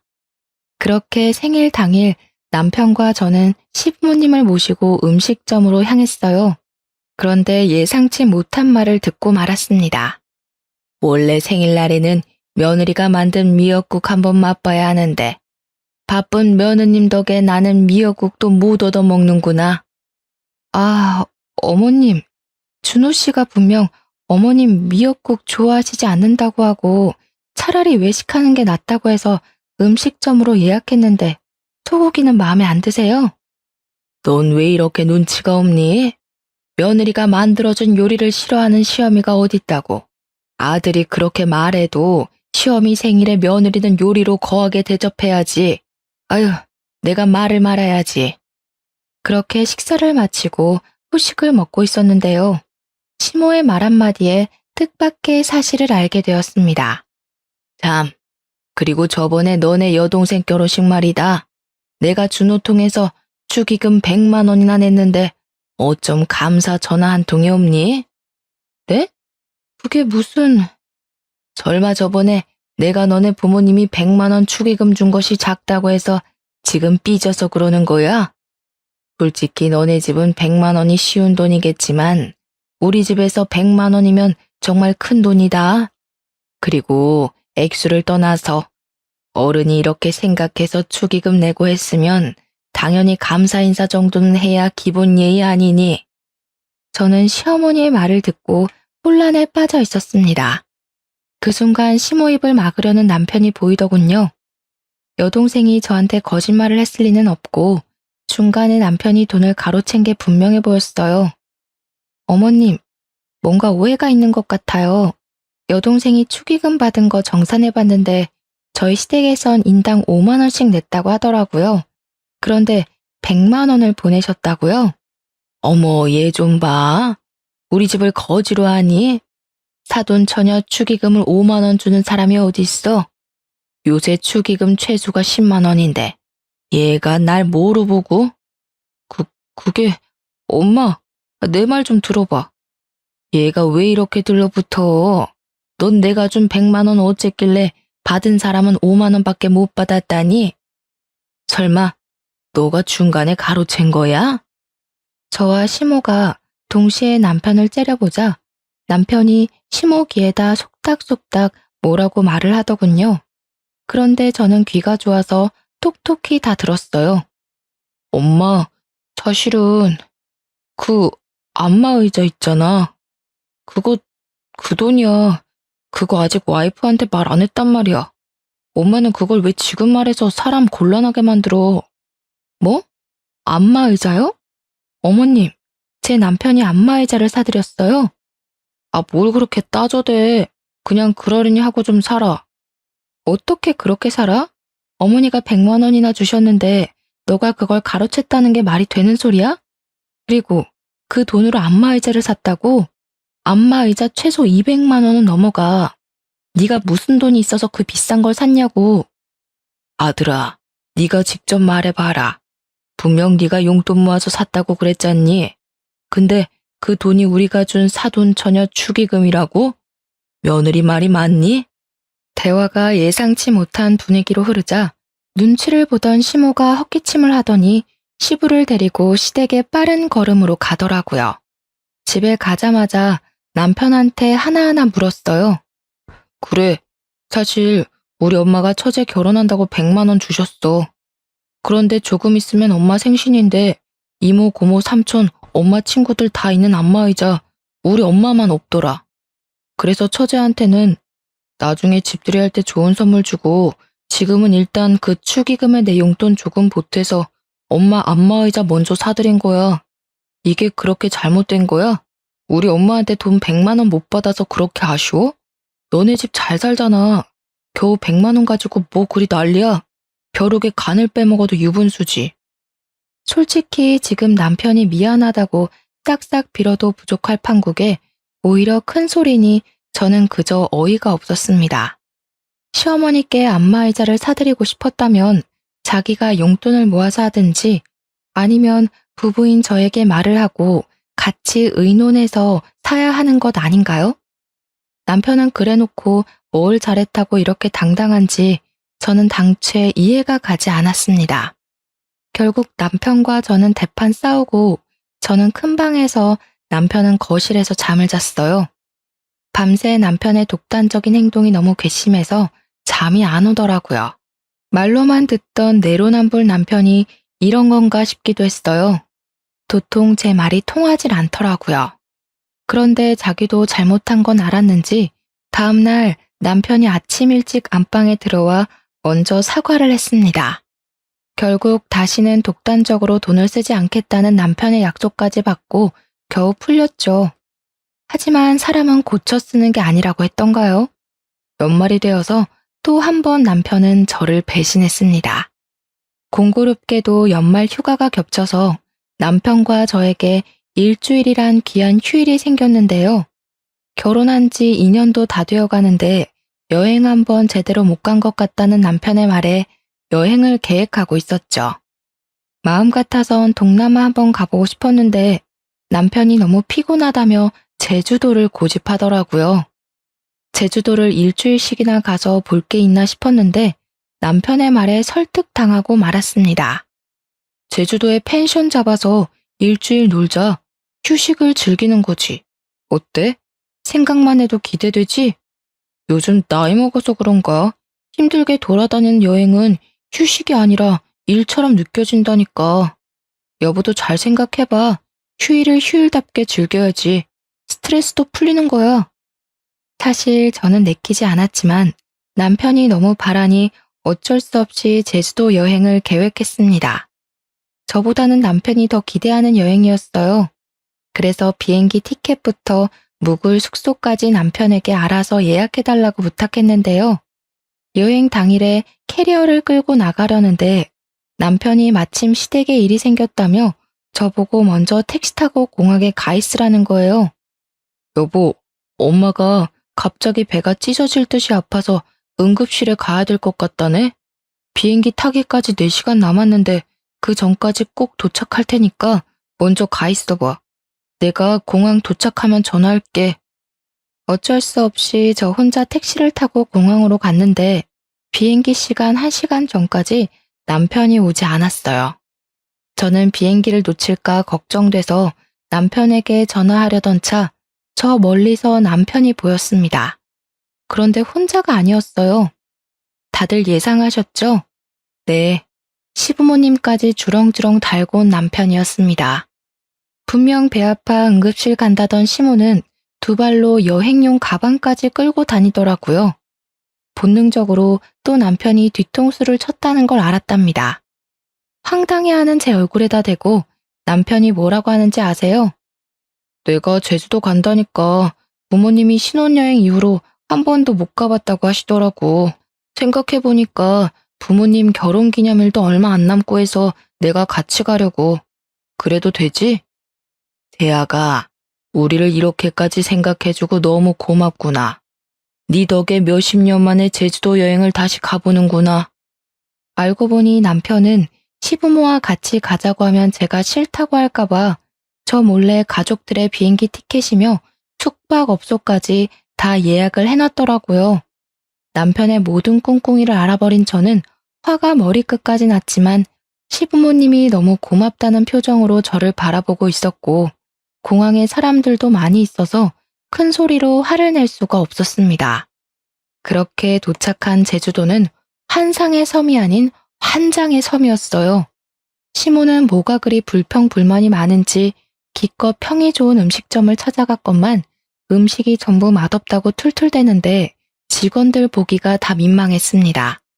또한 원래 저의 계획은 느지막하게 일어나 카페에서 간단히 브런치를 먹으려고 했으나 시간에 맞춰서 무조건 한식을 드셔야 하는 시부모님 덕에 아침 6시부터 강제로 기상을 해야만 했어요. 몇 날 며칠을 기대하며 계획을 세웠는데 모든 것이 다 틀어지자 저는 기분이 상해 여행 내내 표정이 어두웠고 그런 모습을 가만히 지켜보던 시모는 여행 마지막 날에 제게 한 소리를 하셨습니다. 너한테 이런 소리까지는 하지 않으려고 했는데 우리랑 여행 와서 그렇게 싫니?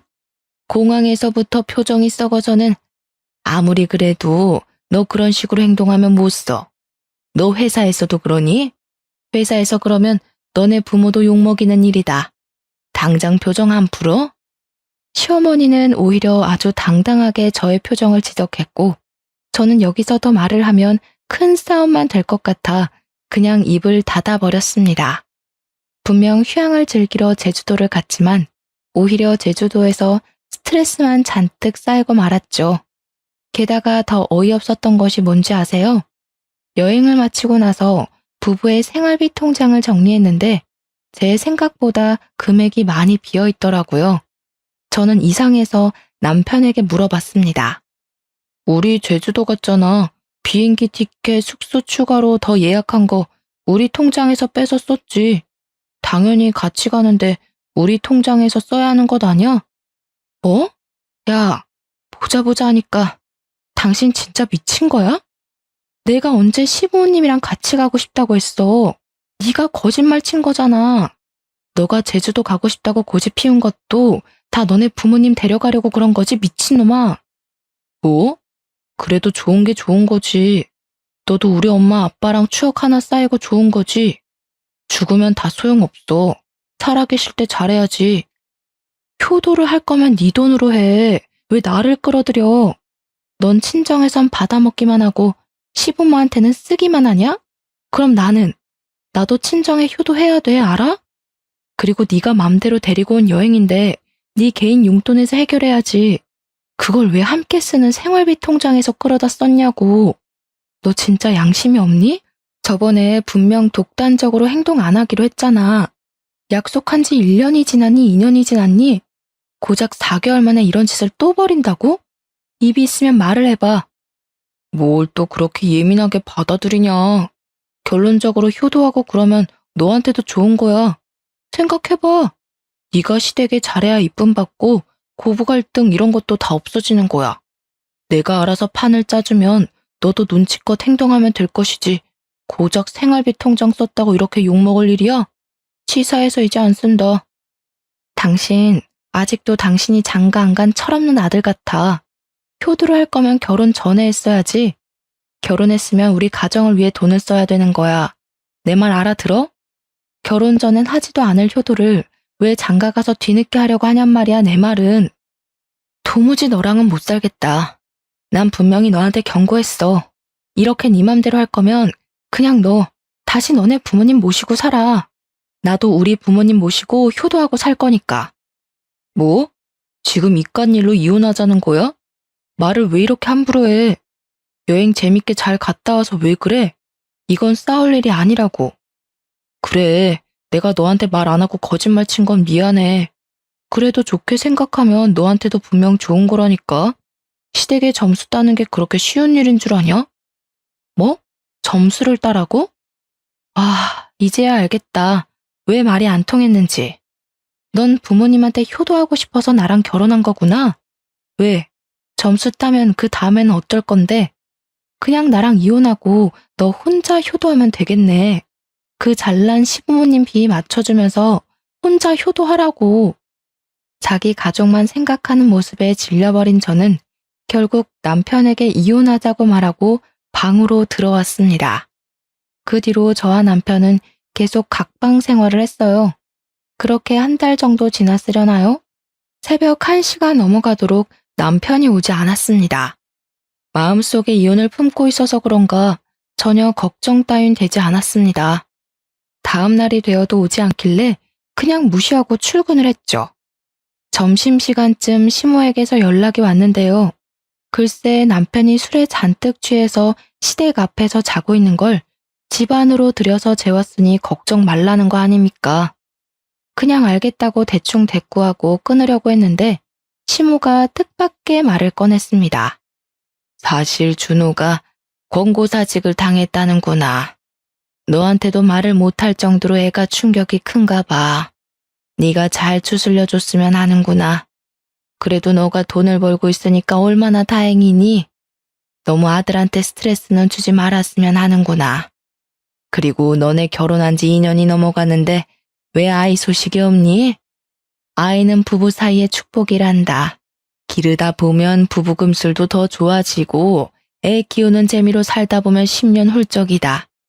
그러니 안 되더라도 좀 더 노력했으면 하는구나.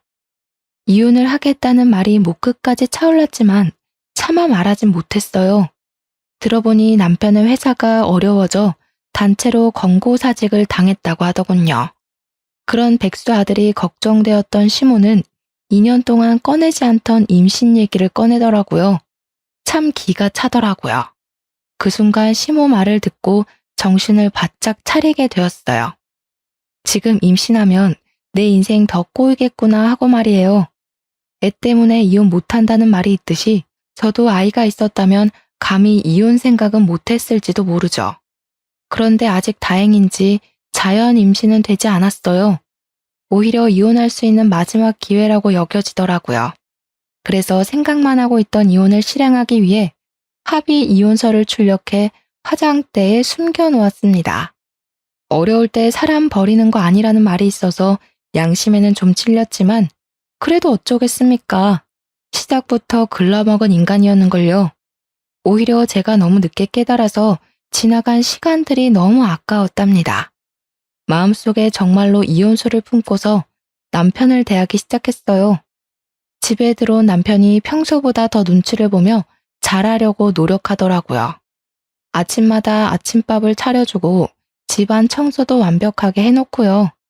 제가 퇴근할 때마다 주인 기다리는 강아지 마냥 저를 기다리고 있었습니다.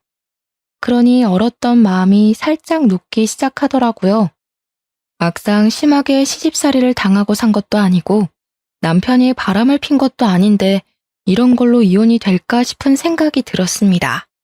참 어리석게도 합리화를 하기 시작했어요. 그때부턴 하루아침에 일자리를 잃은 남편이 불쌍해 보이더군요. 그러던 찰나 친정에서도 큰일이 생기고 말았는데요. 부모님이 운영하시던 브런치 카페 매출이 뚝 떨어져서 망해버린 거였죠. 부모님 말로는 주변에 대형 카페들이 연이어 생기면서 매출이 낮아지더니 최근에 온라인 리뷰가 좋지 않게 달리는 바람에 더 이상 운영이 힘들다고 하더라고요. 결국 부모님은 카페를 싼값에 이전해버렸고 시골에 공들여 지으셨던 집도 팔아버렸습니다. 집까지 팔았다는 말에 제가 깜짝 놀라 이유를 물었어요. 우리 딸 놀라지 말고 들어. 사실 엄마가 서울에 좀 살아야 될 것 같아서 그래. 응? 갑자기 서울에 왜? 혹시 건강에 문제 생긴 거예요? 저번에 대학병원에서 검진 받은 거 있지?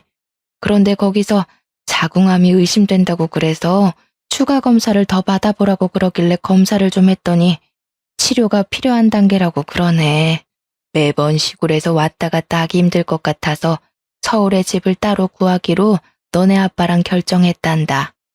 엄마는 우리 현아랑도 더 많은 시간 함께 보낼 수 있어서 좋다고 그랬어. 자궁암? 엄마 많이 심각해요? 설마 뒤늦게 발견해서 치료가 급한 거래? 딸, 걱정하지 마. 그 정도로 심각한 건 아니야.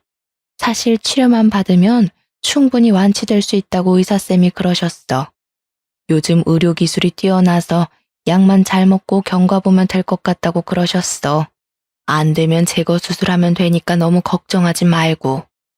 저는 덤덤하게 말씀하시는 엄마의 모습을 보니 마음이 너무 아팠습니다. 눈물이 차올랐지만 엄마가 속상해 하실까봐 울지도 못하겠더라고요. 그렇게 눈물을 힘겹게 참으며 부모님의 이사를 도와드리고 밤이 늦어서야 집에 왔습니다.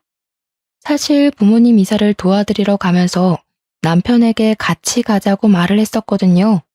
어차피 남편이 지금 회사에 다니는 것도 아니고 집에서 노는데 충분히 갈 수도 있잖아요. 그런데 남편은 당당하게 싫다고 하더라고요. 뭐? 이사 가는데 도와달라고? 내가 무슨 이삿짐 센터냐? 또 남자라고 험한 일 시키려고 그러는 거지? 여보, 지금 말 다 했어? 부모님 아파서 이사 오시는데 그것도 못 해줘? 이삿짐 불러서 오는 거고 당신은 딱히 할 일도 없을 거야. 그냥 얼굴만 비추는 건데 그것도 못 해줘? 에이, 장인어른도 사이 불편해서 없는 게 나을 거야. 어차피 서울로 오면 자주 볼 텐데 뭘 이삿날까지 얼굴을 비춰야 되냐? 그냥 적당히 도와주고 와. 결국 남편 없이 짐을 전부 옮기고 부모님은 제가 살고 있는 집에서 30분 거리의 아파트로 이사 오셨어요. 밤늦게 집에 도착하니 남편이 혼자 TV를 보며 맥주를 마시고 있었어요. 어디로 이사하셨어? 설마 우리 집 근처야? 그럼 매일 너 친정 가겠다고 난리치는 거 아닌가 몰라. 나는 사위라서 친정이 불편해. 너가 중간 역할 잘해줬으면 좋겠다. 친정 가고 싶으면 혼자 가고. 뭐? 말을 왜 그딴 식으로 하냐? 됐어, 너 필요 없어. 너 친정에 절대 오지 마. 화가 치밀어 오른 저는 남편이 마시던 맥주를 그대로 남편 얼굴에 쏟아부었어요. 네가 진작에 개차반인 줄은 알았지만 이 정도일 줄은 꿈에도 몰랐다. 우리 진짜 갈라서자. 내일 술 깨고 손이 발이 되도록 빌어도 나는 기필코 니놈이랑 이혼할 테니까 그런 줄 알아. 남편은 마시던 맥주를 얼굴에 맞고 화가 나 어쩔 줄을 몰라 했고 저는 그런 남편이 너무 꼴보기가 싫어 발 닦던 걸레로 얼굴을 덮어버렸어요. 그리고는 간단한 짐을 챙겨 친정 부모님 집으로 가버렸답니다. 처음으로 부모님께 이혼에 대해 말씀드렸어요. 새벽까지 제가 당한 남편의 내로남불 사건들에 대해 낱낱이 말했네요. 그런데 아빠의 표정이 심상치 않았습니다. 아빠가 화를 잘 내지 않는 성격인데 남편 얘기를 할 때면 주먹을 꽉 쥐시더라고요. 그놈이 중간 역할을 제대로 하지도 못하고 심지어 회사에서 잘렸는데도 처가의 얼굴 한번 비추러 오지 않는다 이 말이구나. 내일 당장 그놈 오라고 연락해라. 아빠, 걔는 친정 불편하다고 이삿날에도 안 왔다니까? 근데 내 연락받고 오겠어? 안 오면 고소한다고 연락해라. 그럼 오겠지. 그리고 너 합의 이혼 따위는 생각도 하지 말고 무조건 소송할 테니까 그렇게 알아. 아빠 친구 변호사한테 다 연락해놨다. 넌 아빠 말대로만 하면 돼. 저는 아빠의 말에 의문이 들었습니다. 사실 저는 남편이 시댁에만 효도한다는 걸로 이혼 소송까지 가능할까 싶었거든요.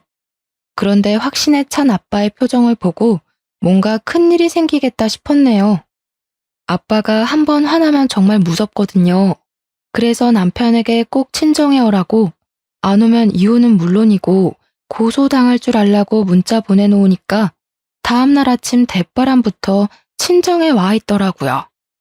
아버님, 저 현아랑 이혼하기 싫습니다. 저 백수 됐다고 버리시는 겁니까? 장인어른 어떻게 그러실 수 있어요. 저 현아한테 부족함 없이 다 했다고 생각했는데 갑자기 이혼이라뇨. 아빠는 무릎 꿇고 있는 남편의 얼굴에다 여러 장의 종이를 던지곤 충격적인 말을 꺼내셨는데요. 뭐? 백수 됐다고 버려? 이 머저리 같은 놈아. 너네 집이 가진 것 없어도 난 사람 하나 보고 결혼 허락한 걸세. 근데 이제 허다하다 저가 뒤통수를 쳐? 이놈은 인간 되긴 글렀어. 아주 콩밥 먹고 정신 차려야지. 그 말에 저도 놀라서 아빠가 뿌린 종이를 한 장 주워서 읽었는데요. 종이엔 블로그 게시글이 빼곡히 써져 있었어요. 음식이 전부 맛이 없고 카페가 청결하지 못하다는 내용이었죠. 심지어는 커피에 벌레가 나왔다, 머리카락이 나왔다 이런 내용까지 있더라고요. 설마 해서 아이디를 봤는데 남편이 자주 쓰던 메일 주소였어요. 그리고 블로그에서 험담하던 그 카페는 저희 부모님이 운영하시던 브런치 카페였고요. 쪽팔린 건 아는지 남편은 그 종이를 막 주워 담으려고 바닥을 기었습니다. 그리고 연이은 아빠의 말에 남편은 두 손을 싹싹 빌기 시작했는데요. 넌 처가가 운영하는 카페가 잘 되는 게 그렇게 배가 아팠냐? 뚫린 입으로 한번 말해봐라. 네가 인간의 몸으로 이딴 짓을 해? 장인어른, 오해가... 너가 우리 카페에 와서 빵을 사 먹기랬어, 커피를 마시기랬어. 사진 도용까지 해가면서 카페 망하게 만들고 싶었냐? 뭐 위생이 엉망이고 직원들이 불친절해? 이놈은 정신교육이 필요해. 이런 쓰레기는 평생 고쳐 쓰질 못해. 알겠어? 넌 네가 저지른 모든 죄에 대해 낱낱이 고소당할 거니까 위자료 준비해놔라. 아버님, 제발 제 말 좀 들어보시고, 그러니까 제가 그렇게 한 건 정말 잘못한 게 맞는데요. 현아가 또 친정이 잘 살아서 기세 등등한 게 좀 보기 그래서요. 또 망할 줄은 저도 몰랐거든요. 그 순간 아빠는 남편의 싸대기를 날려버렸습니다. 아빠의 두툼한 손이 연약한 뺨에 닿으니 아주 찰싹하는 소리가 귓가에 울리더라고요. 동시에 속에 묻은 답답함이 씻겨져 내려가기도 했네요. 넌 니네 부모님만 가족이라고 생각하지? 저가는 돈줄 그 이상 이하도 아니고 말이야. 네가 이때까지 어떻게 현아 힘들게 했는지 눈에 뻔하다. 너 때문에 우리 가게가 당한 피해 금액 전부 계산해서 고소할 거야. 6개월간 매출 감소액, 직원 인건비, 가게 자리세까지 전부 다 포함시킬 거니까 네 그 잘난 부모님 집을 팔아서라도 못 내는 금액으로 청구할 거다. 알겠냐? 순간 남편 얼굴에 핏기가 사라지고 새하얗게 질린 얼굴이 되더라고요. 사내 자식이 눈물까지 펑펑 흘리면서 아빠 다리를 잡고 늘어지는 꼴이 참 우습더군요. 어떻게 또 뒤통수를 칠 수 있는지 남편과 결혼한 제 자신이 너무 부끄럽기만 했습니다. 알고 보니 아빠는 가게 매출이 떨어질 때부터 이 사실을 알고 있었더라고요.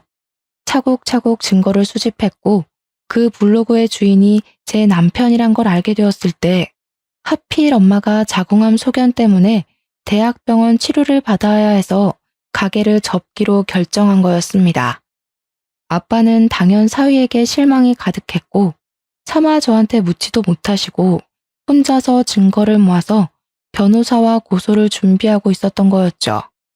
명예훼손죄와 영업방해죄, 모욕죄로 법적 대응을 시작하기로 결정하셨고 저 또한 이혼 소송을 시작하면서 남편은 끈떨어진 연신세가 되고 말았습니다.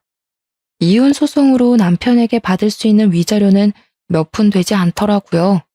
대신 돈이 전부 떨어진 남편은 맞고소는 물론이고 변호사 선임 비용조차 없었기 때문에 시댁에서 진짜 집을 팔아서 손해배상을 해야 될 처지에 놓였죠. 그런데 갑자기 시댁에 사준 식탁과 식기세척기가 생각이 나더라고요.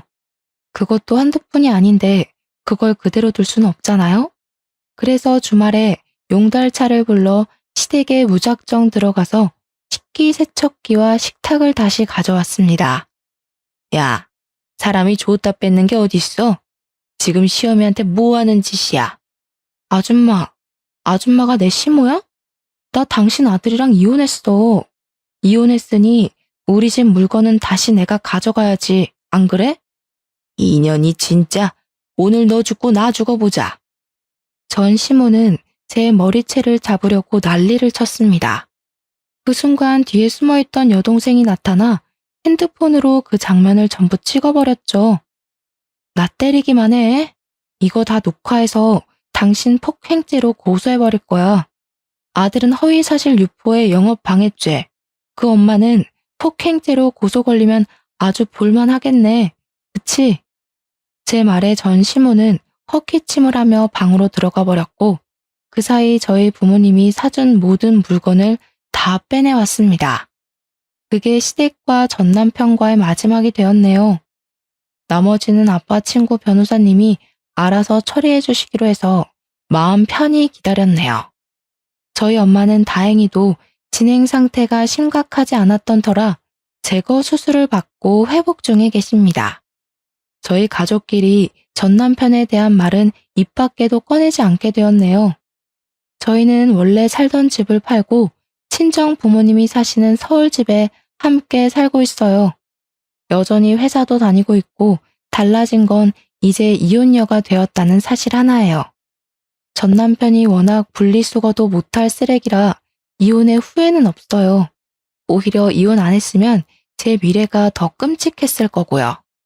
그래서 제 과거는 오늘 사연으로 훌훌 털어버리고 앞으로 펼쳐질 제 인생에 집중하기로 했답니다. 지금까지 다사다난했던 저의 이야기 들어주셔서 감사합니다. 모두 행복하세요.